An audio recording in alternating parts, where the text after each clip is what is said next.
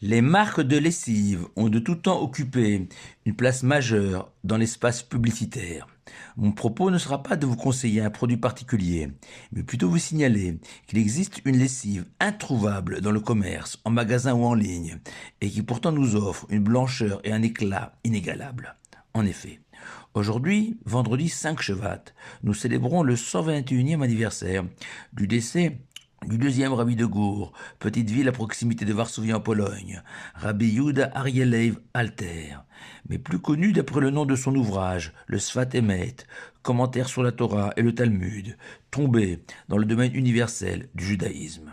Et quelle fierté pour notre peuple de constater qu'il y a un peu plus d'une centaine d'années à peine, a vécu un sage d'une telle dimension qu'à l'image de tous les géants d'Israël, a établi sa réputation pour son enseignement et non pour ses miracles, même si lui aussi, comme tous les grands sages d'Israël, pouvait en réaliser de par leur proximité avec l'Éternel, car ne l'oublions pas non plus que le plus grand génie de nos sages est de vivre à chaque instant conformément à leur savoir.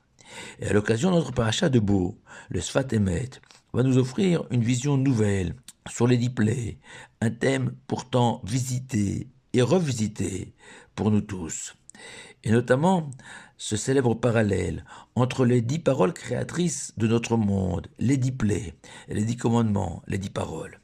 Et le Sfat Emet va distinguer entre Mahamar et Dibour, dire et parler, mots et paroles. Car dans les maximes des pères, il est précisé que l'Éternel a simplement dit 10 fois Vayomer, que le monde soit. Il n'a pas parlé. C'est seulement au mont Sinaï que la Torah a écrit Vaïdaber, et Dieu a parlé et a énoncé les 10 commandements, les 10 paroles.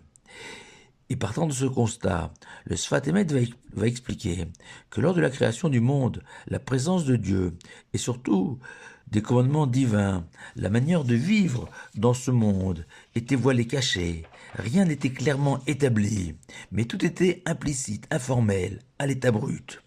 Et qu'au début de la création, on pouvait parfaitement vivre 1000 ans sans avoir conscience de l'existence de Dieu, et encore moins d'une morale ou d'une éthique, car la nature avait enseveli la présence divine. Mais pour un observateur attentif et surtout courageux, comme l'a été Abraham, notre premier patriarche, et à sa suite, ses descendants que nous sommes, chaque élément de la nature, depuis la terre jusqu'au ciel, en passant par l'être humain, est la preuve irréfutable de l'existence d'un Dieu créateur, maître de l'univers, et forcément porteur d'un projet pour ce monde qu'il a créé, la Torah et les 613 commandements. Et que les 10 paroles, les 10 commandements, ne sont que le dévoilement des 10 mamarot, littéralement les 10 mots avec lesquels Dieu a créé le monde. Et si Abraham, grâce à un travail personnel, est parvenu à établir ce lien entre la création du monde et le don de la Torah, les 10 plaies, elles, ont joué ce rôle pour la terre entière. Les 10 plaies sont venues comme une espèce de détergent, une lessive pour retirer toutes les couches opaques de noirceur qui recouvrent notre monde, pour dévoiler à nos yeux le véritable sens de la création du monde. Et comme souvent, un exemple pratique vaut mieux qu'une longue explication théorique. Le premier Mahamar, mot avec lequel le Tout-Puissant a créé le monde, selon nos sages, est le mot Bereshit. Et au début, Dieu a créé le ciel et la terre. Le premier des 10 commandements, la première des 10 paroles, est je suis l'Éternel ton Dieu qui t'a fait sortir d'Égypte. L'affirmation claire que Dieu a non seulement créé le monde, mais surtout avec un objectif, nous faire sans cesse sortir d'Égypte, symbole de toutes nos limites, nos petitesses, nos mesquineries, notre incapacité à nous grandir. Et entre les deux se situe la première des 10 plaies, le sang, celle qui a transformé le Nil, ce fleuve qui irrigue l'Égypte, source de toutes les prospérités, de toutes les richesses, et qui permettait au Pharaon de déclarer, selon le prophète Ézéchiel, je suis le Nil, et c'est moi qui l'ai fait.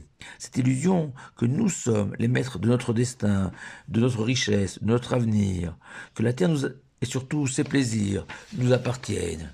Et pour cette raison, le Tout-Puissant va frapper le Nil, source de l'orgueil infini de Pharaon, pour lui imposer pour nous imposer cette première vérité, qu'il n'y a d'autre maître dans ce monde que le saint béni soit-il. Lui, le pharaon, qui s'était enveloppé, drapé dans son palais, va être contraint d'appeler au secours Moshe et Aaron pour le débarrasser de toutes ses plaies, reconnaissant ainsi sa faiblesse et sa vulnérabilité. Le temps me manque pour poursuivre cette fabuleuse idée du Sfat Emet. Juste une dernière petite illustration de cette idée avant de conclure. Même si lors de la création, il n'est pas écrit ou stipulé qu'il faut aimer son prochain, ne pas lui causer de tort, mais si on perçoit chez chaque être humain, aussi simple soit-il, une création extraordinaire, divine, telle une pierre précieuse inestimable, naturellement, nous serons amenés à aider notre prochain, l'aimer, l'apprécier à sa juste valeur. Alors pour conclure, vous avez sans doute compris que personnellement, parmi toutes les marques de lessive proposées, celles que j'ai choisies, ce sont les 10 plaies. Shabbat Shalom à vous tous.